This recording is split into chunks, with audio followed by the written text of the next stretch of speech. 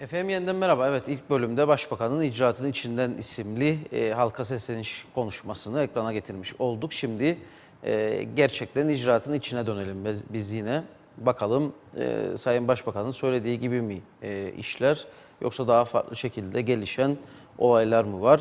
İnşaat konusunu dün konuştuk, bugün de konuşmaya devam ediyoruz. Çünkü çok önemli bir sektör ve farklı kesimleri içinde barındıran bir sektör. Birçok 2004 sürecinde neleri getirdiğini ülkemize, yaşanan patlamada nasıl bir artı değer oluşturduğunu sektörün hep birlikte yaşayıp gördük. Ama sonrasındaki dibe vuruşu da tabii ki yaşadık ve yaşamaya da devam ediyoruz sanırım. Bunları konuşmaya çalışacağız. Lefkoşa İnşaatçılar, Yapsatçılar ve Altyapıcılar Derneği Başkanı Hulusi Harper bizlerle birlikte. Hoş geldiniz.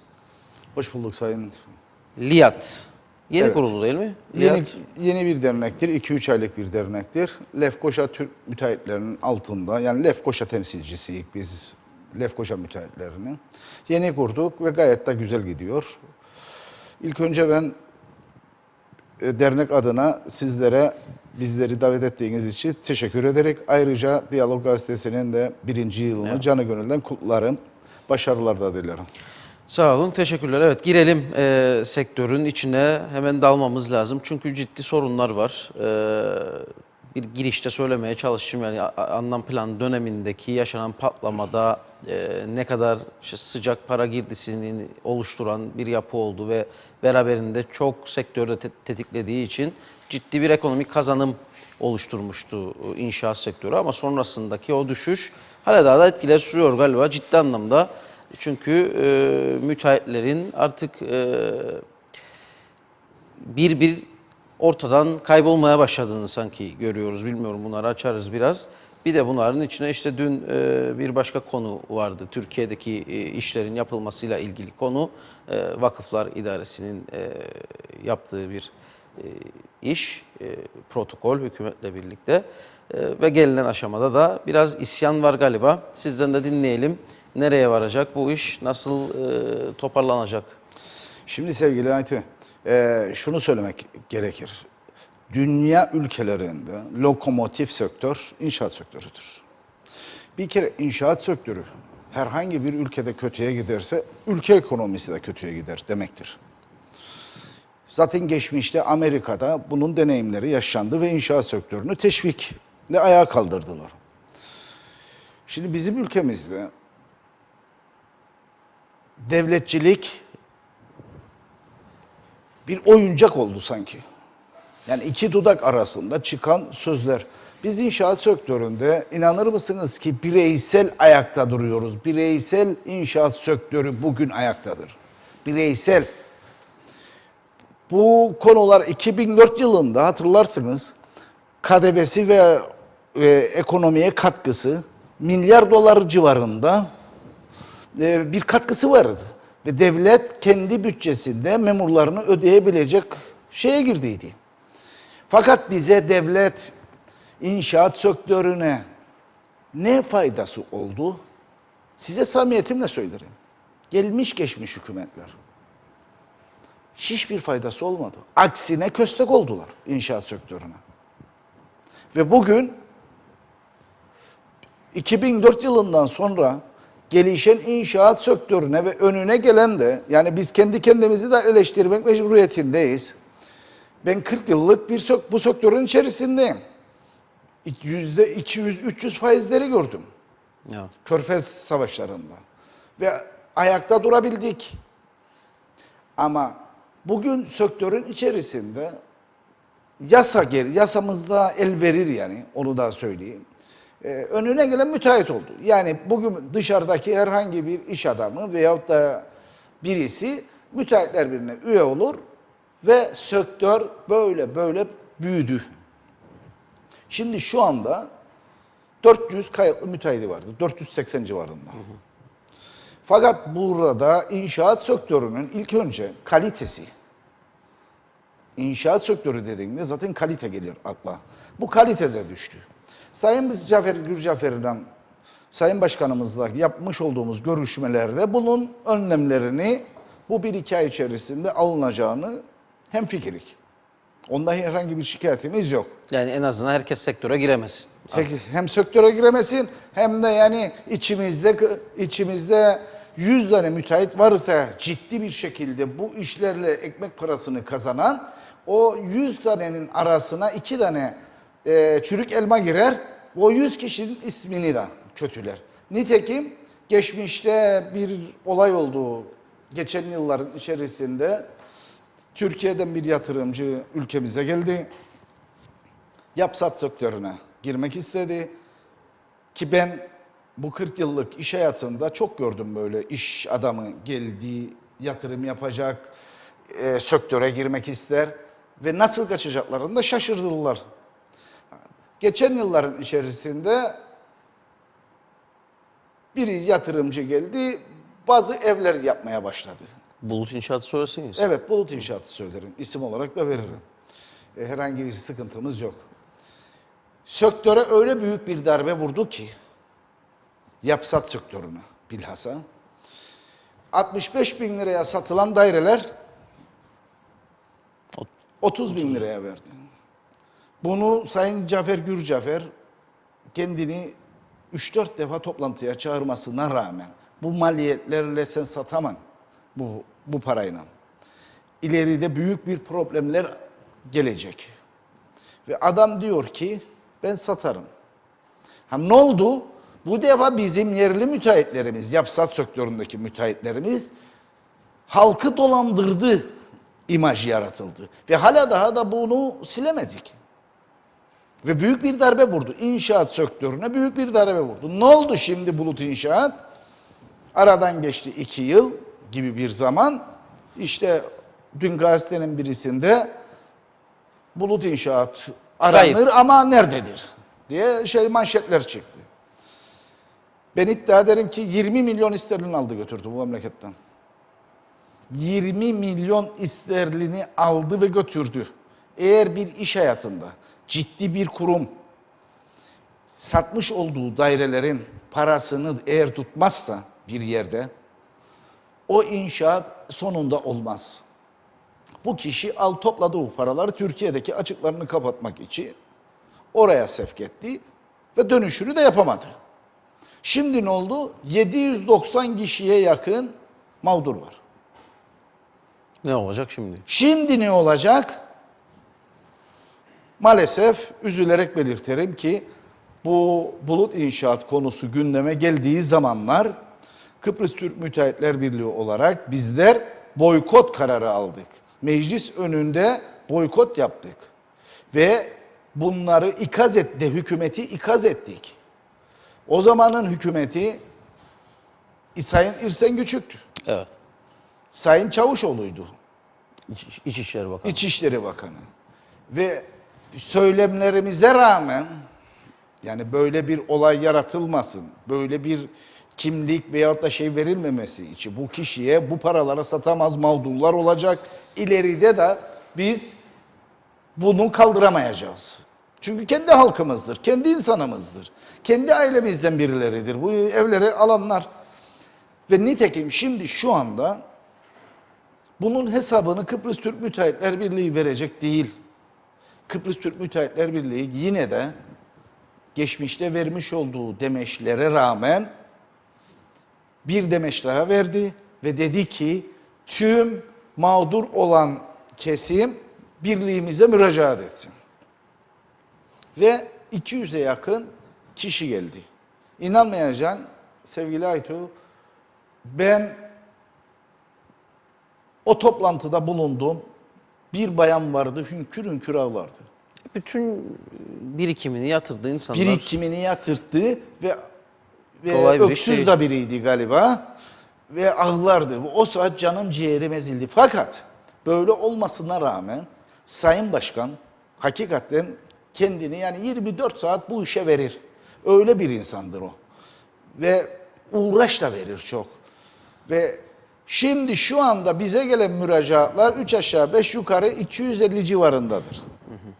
Eğer bu insanlar 790 kişi kaç kişi almışsa orada sözleşmeleriyle bize bildirmezlerse kendilerine bizim başka Müteahhitler Birliği Başkanı nasıl yardımcı olacak veyahut da Müteahhitler Birliği.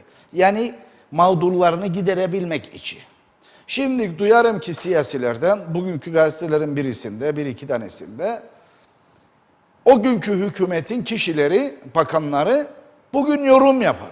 Evet. Ben bunu yakıştıramadım. Dün Fakat mecliste biraz konuşuldu, bu odur. O yorumlar yok, mecliste gazetede de var. Evet. Bir de şu, şimdi bu kişi geldi buraya 30 bin liraya sattı. Bazı medya kuruluşları da tetikledi. Onu da söyleyeyim. Yani ben çekinmem de söylerken. Biz yapsatçılar olarak, inanır mısınız siz, 2 sene, 3 sene geriye gittik. Ve elimizde şu anda bitmiş daireler vardır. Yani müteahhitlik sektörü bambaşka bir olaydır. Ben her zaman söylerim. Çamur makinesinin içine gumu, kireci, çamuru, çakılı attığın zaman ben para döner orada derim. Ve bunun hesabını yapmak gerekir. Bir o. İki, devlete iş yapan müteahhit arkadaşlarımız. Aşağı yukarı bir 30-37 kişi, 40 kişiye yakın bir müteahhit arkadaşlarımız vardır. Devlete iş yapan. Bir ihale tüzüğü çıkarttılar. Maalesef üzülerek belirtirim. Bunu devlet yetkilileri. Bir ihale tüzüğü çıkarttılar. Adam hazırlanır 15-20 gün ihaleye girmesi için. 20 gün sonra ihaleye girer. Bir imza eksiğinden dolayı adamın ihalesini okumaz. İnanır mısınız siz o ihalenin büyüklüğüne göre kaç para harcadığını o güne kadar, yani o ihaleye katılabilmek için. Hiç adam bir imza eksiği var mı? Zarfın üzerinde, kapalı zarfın üzerinde imzayı unutmuş adam atsın. Okumaz kendine. Peki bu müteahhitler ne yapacak yani? 31 tane evrak vardır ihaleye girebilmek için devletten tamamlaman gerekir. Sosyal sigorta, ihtiyat sandığı, vergi borcu, bilmem ne, 31 tane evrak. Bu kadar prodüsür, bu yeni ihaleyle oldu bunlar yalnız. Bu ihale, yeni ihale tüzüğüyle ilgili. Daha önce daha rahattı bu Tabii. işler. Şimdi bir iş adamının önünü, sonra bu iş adamları eğer bu ihalelere girmezse, para kazanmazsa, vergisini nasıl ödeyecek, sosyal sigortasını nasıl ödeyecek? Sosyal sigortayı bir ay ödemezsen %10 cezası vardır. Ama devlete yaptığın işin parasını maalesef üzülerek belirtirim ki 4-5 ay sonra alın. Bunların hesabını kim verecek? Devlet iş adamının önünü açmalıdır. Kolaylaştırmalıdır. Ki biz bunu Sayın Hasan Taçoy'la yapmış olduğumuz görüşmelerde bizi Hasan Taçoy bunun gayet iyi bilincindedir bu işin. Ve bu kadarı olmaz dedi. Yani devlet eliyle engel vardır bizim Kıbrıslı iş adamlarına. Biz bunu kavradık artık. Yani ödemeler noktasında yoksa Ödemeler noktasında, prodüsürler noktasında, Prosedürler. yani bu kadar evrak imkanı. Pratikleştireceksin bunu. Evet, Avrupa Birliği yasalarına uyumuna gireceksek bile Avrupa Birliği zaten normları bugün Kuzey Kıbrıs Türk Cumhuriyeti'nde uygulanmaz ki. Sonra ben Avrupa Birliği miyim? Avrupa Birliği de değilim ben. Benim ekonomisi belirsiz bir ülkede yaşarım. Bugün Devlet Planlama Örgütü bir açıklama yapar. 0.60 mı 0.80 mi ne ucuzlama varmış ülkede. Allah Allah. Olacak iş mi bu?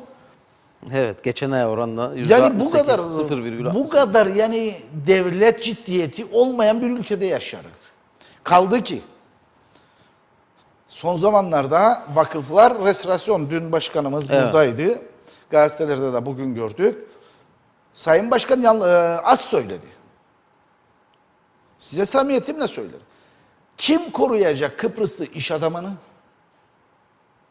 Bu ülkede Müteahhitler Birliği kendi üyesini korumakla mükelleftir. Peki devletin görevi nedir? Benden yalnız vergi mi alacak? Sosyal sigorta mı alacak? Nasıl alacak ben para kazanmazsam? Türkiye ile bir protokol imzalandı. Ve biz bunu bilirdik. Vakıflarla ilgili. Vakıflarla ilgili restorasyon. Peki bir ay önce Sayın Başkanımız Rumlarla, Güney kesimindeki müteahhitlerle, Kuzey Kıbrıs'taki müteahhitler ortak çalışmalarında bu ara bölgenin restorasyonu gündemdedir. UNOPS ve Avrupa Birliği yetkilileriyle de görüşülmektedir. Ve bunun finansını da Avrupa Birliği sağlamak üzeredir. Daha 2 gün önce yapılan bir görüşme vardır. Evet. Ve daha da görüşmeler gider. Peki Kıbrıs Türk Müteahhitler Birliği Başkanı'na çağırıp hükümet ve soramaz mıydı? Böyle bir istek vardır veyahut. Görüşün nedir? Hiç bizi kale almayacaklar. Ben iddia ederim ki Özkan Yorgancıoğlu o koltuktan kalkacak. Kalkacak. Bu Kıbrıs Türk Müteahhitler Birliği'nin en zayıf olduğu durumda bile olsak, eğer bu protokolü kaldırmazsa hükümetten gidecekler. Geçmişte de yaptık biz bunu. Ve bunu da ispatlarız. Ve bizi hiçbir kurumda durduramaz. Lefkoşa'yı kilitlerik araçlarla. Herkes inşaat sektöründe 20 bin 25 bin kişi çalışmaktadır.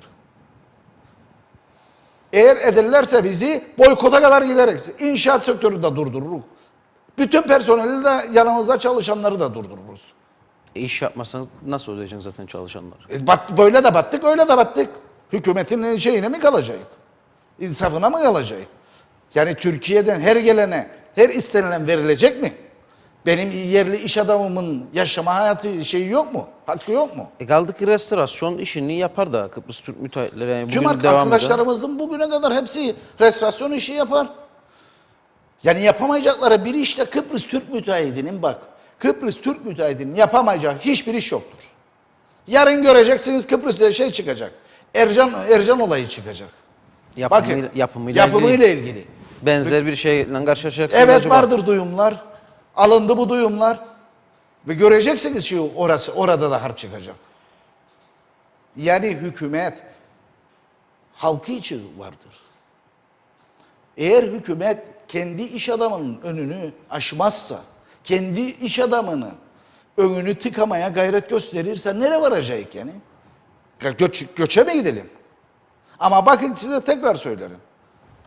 Eğer böyle bir iddiayla hükümet inada biner ve bu işi kaldırmazsa bu protokolü, ben önereceğim Cafer Gürcafer'e tüm iş yerleri bir yanımızda çalışanlardan hiç durduracak kendilerini. Bakalım ne olacak. Gitsin hükümet sahip çıksın o işçilere. En az 10-15 bin 20 bin kişi vardı yanımızda çalışan. O zaman ne olacak? Bu kadar iddialı konuşurum. Bu kadar iddialı. Özkan Yorgancıoğlu o koltuktan kalkacak. Eğer bilmezse veyahut da kontrol edemezse Özkan Yorgancıoğlu o koltuktan kalkacak. Hiç de çekinmeden söylerim. Yani bu vakıfların imzaladığı protokol, restorasyon protokolü son noktadır.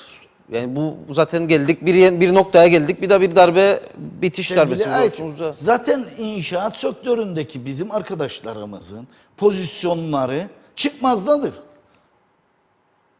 Bankalar kanalıyla çıkmazdadır. Onu da söyleyeyim. Yani devlet geçen yıllarda banka yapılandırma bilmem ne derlerdi ya. Borçları yapılandırma. Borçları yapılandırma, faizleri bilmem ne. Bugün %12, %13 faiz, aylık faiz vardır. Dünyanın en pahalı faiz ödeyen kesimiyik. Bankalara teslim olduk. O konuda da bir adım atamadı. Ne UOP ne şu anki Hiçbiri. hükümet. Bu fiyatlarıyla, bu iştarlığıyla faizleri ödeyemezler. Emsal vereyim, bir arkadaşımın anlattığı bir noktayı. Halk daha iyi anlasın. Yani ne kadar çıkmazda olduğumuzu. 1 trilyon liralık işte 100 milyar lira kazanacaksa bir müteahhit arkadaşımız, banka 80 bin lira kazanır. 20 bin lira da sen kazanır. Böyle olacak iş mi? Böyle adalet mi vardır? Evet, Ve faizlerin tebda paranı alasın, canını, ciğerini yiyen, en sonunda baktığında %80'i kar yapacağın paranın %80'i bankadadır. Böyle adaletsizlik mi olur? Bu vakıflarla ilgili çok acil hükümet önlem alması. 2, şimdi şey çıkacak. Ercan Havalanı. Gündemdedir. Yani oraya da aynı şeydeki gibi Türkiye'den gelsin, öyle bir muafiyetlerle gelsin öyle gibi bir istek vardır. Taş yapı oraya yapsın. Peki benim ülkemdeki müteahhitler yapmış oldukları yatırımlarda dahil. Ama bu zaten şeyinde vardı. Yani devrederken protokolde taş yapının yapacağı ama sadece yanlış hatırlamazsam hani o muafiyetlerin olmayacağı, buradan her şeyi yapacağı, buradan çalışacağıyla ilgili bir protokol olduğunu hatırlıyorum. Yani Taş 2-3 yapı sene geçti yapacaksa ama. ihaleye çıkacak. Kıbrıslı Türk müteahhitler yapacak. Kıbrıslı Türk müteahhitler yapacak. Benim insanım ekmek yemeyecek. Onun müracaatı, onun yapmış olduğu müracaat kendi yapmasıdır. Yani inşaatları kendi yapmasıdır. Bu imkansız bir şey. Cafer Gürcafer de gider. Bak Cafer Gürcafer'in de şeyinde değil bu. Yetkisinde değil ha. Eğer öyle bir şey olursa müteahhitler Cafer Gürcafer'i de dağıdır. 24 saat oturmaz koltukta. Herkes iş peşindedir. Ekmek parası peşindedir. Yani o kadar ciddi olaylar gelişmektedir. Zaten bu işler büyük projelerdir. 2-3 şirket beraber Konsorsiyum bu iş, oluşur. konsorsiyum Ama oluşturur. Herkes biz şey kendi yer. arkadaşlarımızla birlikte bunu yapabilecek kapasitemiz vardır. Vardır. Türkiye'den şirketlerde de konsorsiyum olabilir. Ama sıcak bakmazsınız. O da olabilir. O da olabilir. Konsorsiyum olabilir. Ama işte orada konsorsiyumu yaptığında fikir ayrılıklarında da darmadağın olun. Yani oradaki ortaklıklarda yani iş ortaklığı bilin. Önceden konuşulursa belki ne bileyim tabii. İyi niyetli olmak lazımdır o tür işlerde. Ama art niyetli kişiler vardır. Şimdi buraya kadar ilk önce Bulut İnşaat'la ilgili Nazım Çavuşoğlu ve İrsen Küçük ve o günün bakanları bunun hesabını verecekler. Eğer vermezlerse biz dillendireceğiz.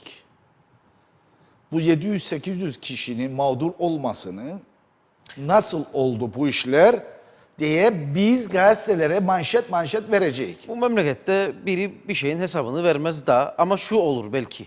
Yani benim en azından beklentim odur bundan sonra. Yani dış yatırımcıya herkesin ihtiyacı vardır her ülkenin. Bizim de vardır. Bizim de mutlaka. vardır. Ama kim nasıl yapacak bu işleri? Dış yatırımcı derken kimi kastederek? Şimdi her önüne geleni alırsak da piyasayı vurup gidecek. Bu sadece inşaat için de değil. Başka sektörler için de böyledir. Kimdir dış yatırımcı? Neyi olması gerekir? Yani bu ülkeye 10 milyon, 20 milyon dolar yatırım yapacaksa bu parası var mıdır, yok mudur? Yani her önüne gelene biz yol açacak. Yani bunun bir en azından Bunun hatalardan ders çıkarılması lazım Bunun bir herhalde. kıstası olması gerekir. Bir tüzüğü olması gerekir. Yapılacak olan yatırımların belli noktasının parasal kaynağının da gösterilmesi gerekir. Mutlaka. Parasal kaynağında her önüne dediğiniz gibi ben müteahhitim. Geldim buraya. Ben de iddia ederim ki o gelen müteahhit buraya müteahhit değildir. Sebep 80 milyon nüfuslu bir ülkeden sen kaçacaksın, 100 bin nüfuslu bir ülkeye geleceksin ve müteahhitlik yapacaksın burada. Senin art niyetin yoksa tut desinler yüzüme. Piyasa çok daha büyük fotoğraflarda. 80 milyon var orada, 68 vilayet var. İstediğinde git yap orada, istediğin gibi de sat. Sen Kıbrıs'a gelip de para kazanmayı yeğlersen senin niyetin başkadır. İşte nitekim de örneği Bulut İnşaat. Peki. Tabii bunlar büyük sorunlar mutlaka ama Müteahhitlik sektörünün Evet. içerisinde kilitlenmiş olan müteahhitlik sektörü para kazanma şeyi durdu. Sen devlet olarak iş açmak mecburiyetindesin ülkede, iş adamına. Sen bunları yapman ve aksine beni dışarıdan yurt dışından getirdiğin kişilerden de haberim olmadan, beni kale almadan, birliğimi ve müteahhitlerimi, sermayesini, bak antiparantez onu da söylerim. Bu müteahhitlerimizin maalesef sermaye olarak da baktığında ülke ekonomisinin lokomotifidir. Ne mutlaka. Bunların dışında da sıkıntılar var. Örneğin ülkede bir fiziki plan yok. Yani kim nereye ne yapacak, hangi iş nerede yapılacak? Bunlar da ciddi sorunlardır gibi gelir bana. Çünkü Aniden ne olur? Gider bir müteahhit bir yer alır, inşaat yapmak ister falan. Bakarsınız aniden plan program olmadığı için bir koruma bölgesi ilan edilir. O size bitti işte orada işiniz biter falan. 2004'te emirnamelerle işte. Emirnameler oldu. 2004'te emirnamelerle müteahhitlerin bir kısım arkadaşlarımızla buradan battı. İşte 2004-2014 bitiyor. Hala Hala daha daha emirname geçici şeylerdir normalde. Hala daha bir ülke fiziki planı hazır değil. Hala daha bu tehlikeler söz Mevcut. konusudur. Bunları bile çözemedik daha. Çözemedik çünkü ben yani geçenlerde bir bakanla, 2-3 bakanla görüşürken ülkede dedim kusura bakmayın bürokrat kalmadı. Devlet dairelerine gittiğimizde hiçbir iş olmaz. Yani orada oturur müdür ama müdür yetkisi ne olduğunu bilmez ve kaleme de imza atmaydan korkar. Çekinir. O kadar bir şeydirler. Ama geçmişte oturan bürokratlar size samimiyetimle söylerim. 2000 yılına kadar o kadar güzel bürokratlar vardı ki giderdik önüne ne isteydi onda değil iseydi sorun telefonu açar diğer taraftan çözerdi. Şimdi devlet dairelerinde hiç böyle bir ya bu kadar leşkalık devlette olamaz. İş bunu- bilen insanlar vardı. Şimdi ondan sonra partizanca atamalar, bu üçlü Bozuldu. kararnameler falan. Fakat herkes- bunu siyasilerimiz de bilir ha. kendileridir atayan nasıl? Hayır, Bilme- siyasilerimiz de farkındadır ve düzeltme yoluna da gitmiyorlar. Düzeltme yoluna da gitmiyorlar. Maalesef böyle. Ha bir de şimdi şeyi duyarız. Birileri Türkiye'den gelen Bayındırlık Ulaştırma Bakanlığı'na bağlı bazı daire görevlileri vardır ve geldiler buraya ve Türkiye'deki prim fiyatlarından bizdeki prim fiyatlarını oynamak isterler. Onu anlayamadık daha. Öğreneceğiz yani. Birim fiyatı derken? Maliyet fiyatları. Bir kere Türkiye fiyatları %26 daha ucuzdur. Bizde %26 daha pahalıdır. Ha, aşağı çekmek isterler bizdekinden. Bizdekiler zaten şimdi şu anda birim fiyatları bizim devlet dairelerinde çok düşüktür. Ha bunlar da hala daha da oynamak isterler. Ama nedir?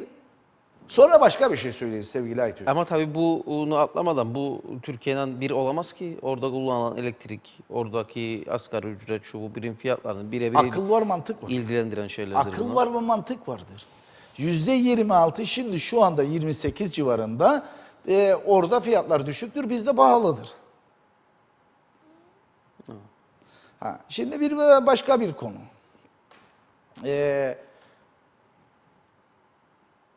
Burada mesela bir iş adamı önünü açacak, yürüsün, devlete vergisini versin. İş açacak, devlet iş açacak. Devlet kendi açacak. Mesela 2000 yılında %250 enflasyon varken bir kilitlenme olduydu sektörde. Ve biz o zaman hem de bir 20 kişiydik ihalelere giren. Devlet yetkililerine gittik. Dedik ki yani kilitlendik, önümüzü açın, bankalar bizi yiyor. Zaten faizler de %200-250 idi o zamanlar. Ve o zaman gittiler. Askeriyle, güvenlik kuvvetleriyle görüşüldü. Bir yıl önceki projeler, bir yıl sonra yapılacak olan projeleri Öne aldılar. öne aldılar ve hakikaten büyük bir refaha kavuştuyduk.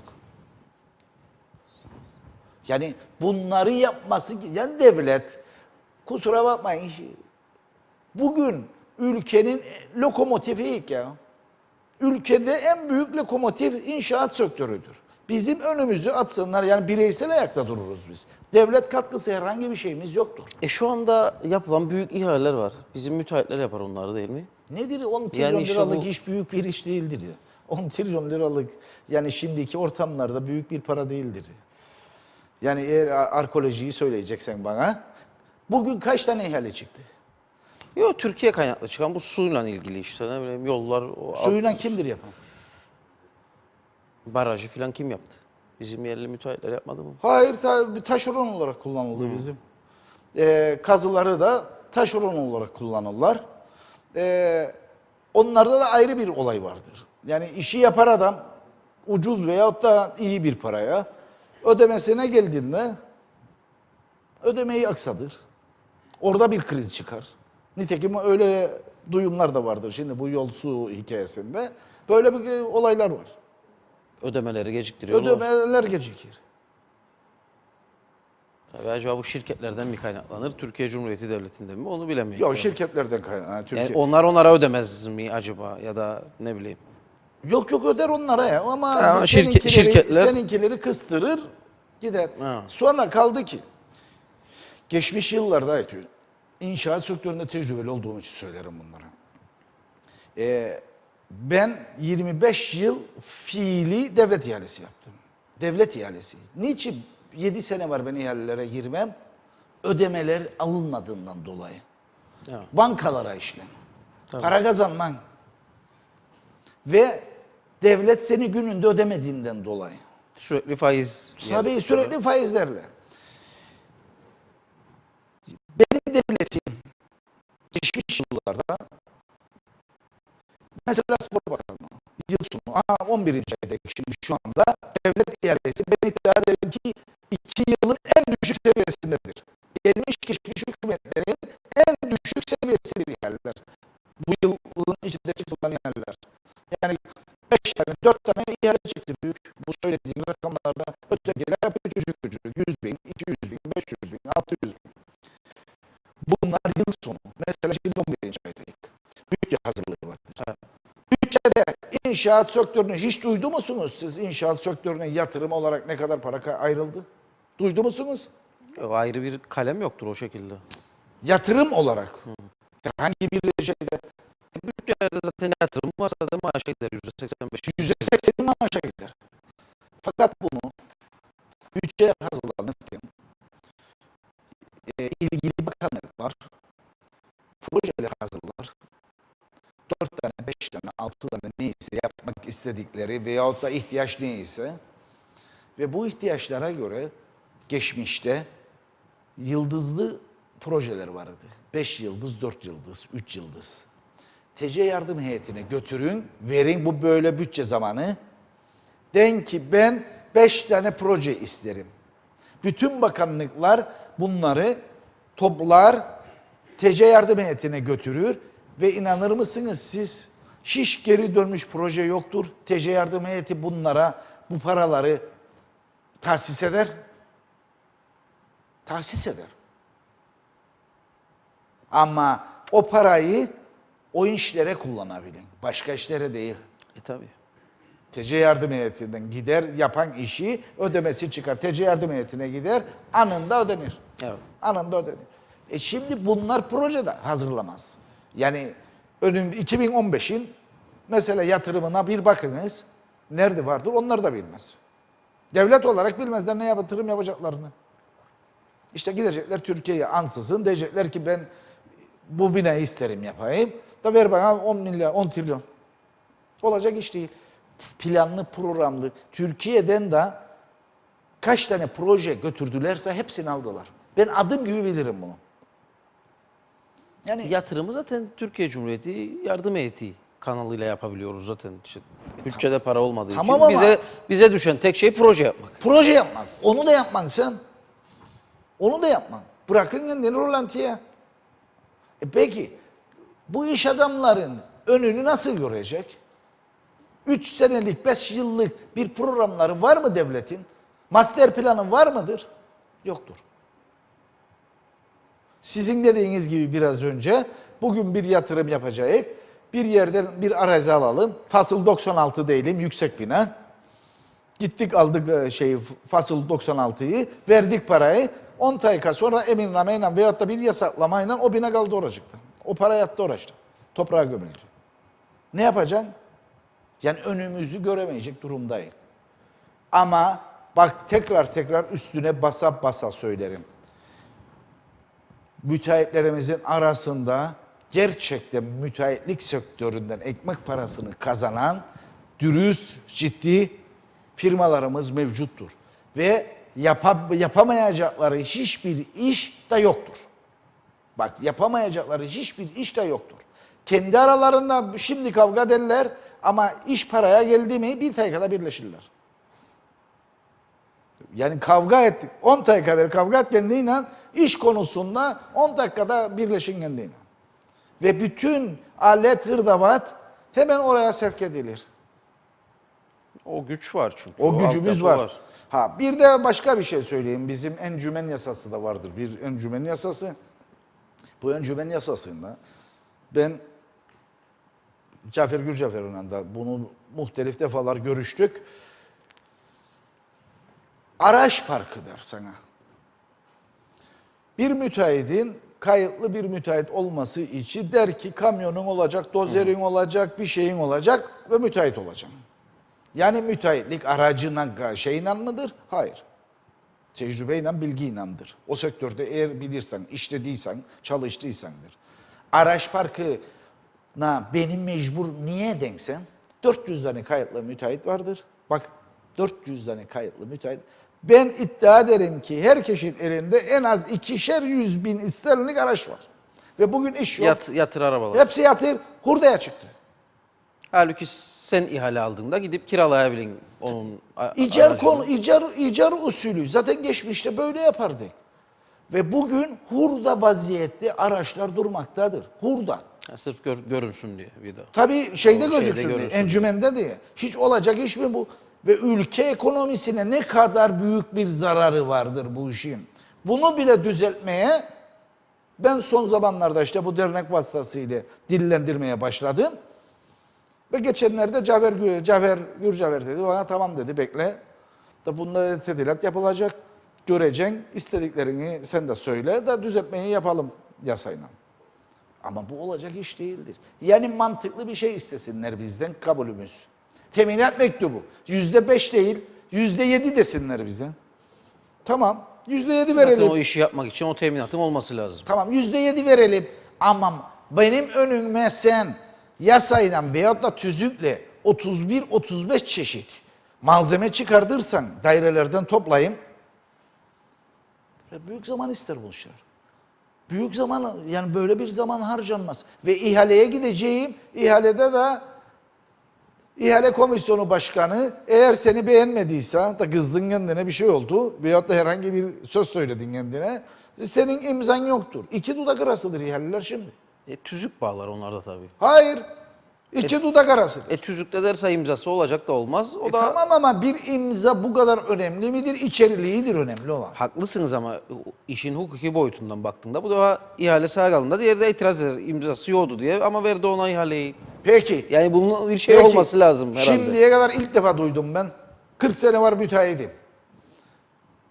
Çarşamba gün açılan bir ihaleye iptal edersen sen imzası yoktur diye okumazsan cuma günün için oku. İptal oldu 40 ihale. yıl sonra 40 yılda ilk defa ben böyle bir şey de duydum. Çarşamba gün ihale açılır 8 kişinin bir arkadaşın açılmaz. Tamam, iptal olması lazım. Cuma gün Cuma nasıl? en azından cumaya ne okursan kendisini. Evet, orada bir gariplik var tamam. Yani olacak iş mi? Ne kadar işte çarpık düzey olduğunu söylemeye çalışırım ben. Ne kadar bilinçsiz iş yaptıklarını söylemeye gayret ederim. Yani bu kadar ekonomik sıkıntının içerisinde nelerle uğraşır? Evet, yavaş yavaş toparlayalım Hulusi Harper. Programın sonuna geldik. Son mesajları verelim. Ben hükümet iş adamına sahip çıkmalıdır. Hükümet iş adamının önünü aşmalıdır. Hükümet pratikleştirilmelidir iş adamının önünü. Prosedürleri ortadan kaldırması. Prodüsürleri. Bir de şunu söyleyeyim size yani bu hükümetlerden bahsederken bir başka konuya daha girmek isterim ben. 3-4 dakikamız var. Bugün Avrupa Birliği ihalelerinde Evet. mağdur olan bir firmamız vardır. Birkaç tane var. Evet, var derim. Yalnız şunu da söylemek gerekir ki hakikaten 40 yıllık bir firmamız ve bugüne kadar herhangi bir hiçbir şeyi de duyulmamış bir firmamız bir ihaleye girdi Avrupa Birliği'ne. Başına gelmedik kalmadı. Davayı da kazandı. Prodüsürde şartname hazırlar Avrupa Birliği. Şartnameye göre de ihaleye girer. şartnamesinde her yapılan iş, yapılacak olan işin de onayı olmasına rağmen mühendisleri tarafından, Avrupa Birliği mühendisleri tarafından adama ödemelerini yapmadılar. Yok proje yanlıştır, yok şudur. Yani bin bir mazaret ürettiler. Ve şartnamesinde diyor ki bunun diyor Avrupa'da ne bileyim ben ne uyuşma yeri vardır. Oraya gidilecek eğer herhangi bir anlaşmazlıkta. O anlaşmazlıktaki yeri şartnamenin söylediği yere avukat tutarlar giderler. Orada da davayı kazanırlar. Şartname der ki 28 gün içerisinde oradaki uyuşmazlık mahkemesi neyse oradan çıkan karar yazıldığı günden itibaren 28 gün içerisinde ödemekle mükelleftir. Hangi taraf isterse olsun. %65 haklı şeyi buldu emek inşaatı. %35 şeyi buldu Avrupa Birliği'ni. 5.800.000 euro ödemesi gerekir kendine Avrupa Birliği. Bugün hala daha ayak basar. Ödemiyor. Ödemiyor. Fakat benim devletim ne yaptı? Onu da söyleyelim. Hasan Tosunoğlu'nun yapmış olduğu bir iş vardı burada. Avrupa Birliği ile. Avrupa Birliği ile ilgili adam alacak iddiası varken gitti mahkemeye. Onun da sorunları vardı bu şekil. Gitti bizim yerel mahkemeye. Mahkemeden 3 trilyona yakın bir alacak kararı verildi. Tanımadı onu tabii şey. Tanımadığını bırak bir kenara, bizim Dışişleri Bakanlığı ansızın Bakanlar Kurulu kararıyla mı ne hükümet kararıyla mı ne dokunulmazlık verdi Avrupa Birliği'ne.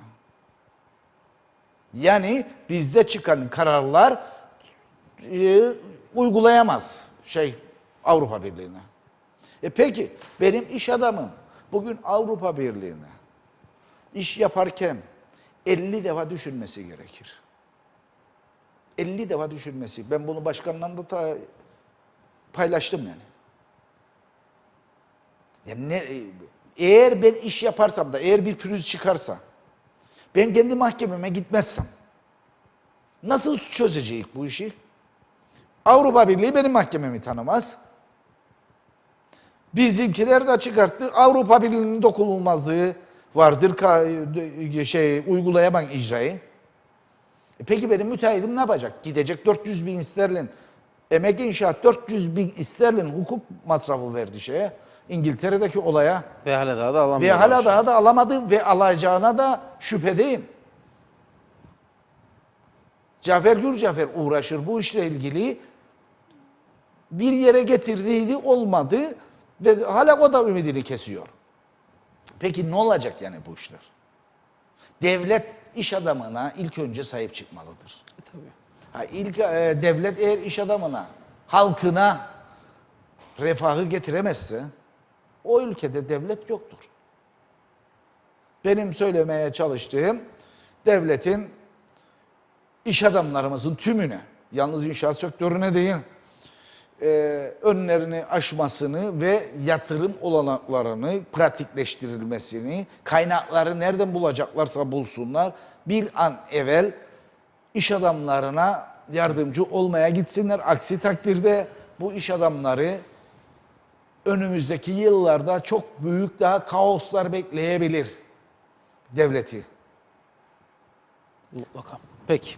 Ben teşekkür ederim. Biz Daha teşekkür bizi davet ederiz ettiğiniz için. geldiğiniz için. Tekrar görüşmek üzere diyelim. Umarım sorunların çözümü yönünde adımlar atılır. İnşallah. Beklenti de o yönde. Görüşmek üzere. Kolay gelsin diyelim tekrardan. Efendim Lefkoşa İnşaatçılar, Yapsatçılar ve Altyapıcılar Derneği LİAD dedik. Başkanı Hulusi Harper'le birlikte olduk. Ve özellikle tabii inşaat sektörünün içerisindeki durum hem iç noktalarda hem de Avrupa Birliği ile ilgili yaşanan sıkıntılarda bir takım protokollerin uygulanmasındaki sıkıntılar tümünü konuşmaya çalıştık. Dün de zaten konumuz inşaattı. 2 gün enine boyuna bu konuda ki yaşanan eksiklikleri, sıkıntıları böylelikle kamuoyuna duyurma noktasına getirmiş olduk biz de detay programı aracılığıyla. Yarın tekrar birlikte olmak üzere diyelim. Yepyeni bir konukla pazartesi günü özür dilerim. tekrar birlikte olmak üzere. Çünkü hafta sonu geliyor, detay programı yok ama her zaman söylüyoruz cuma günleri.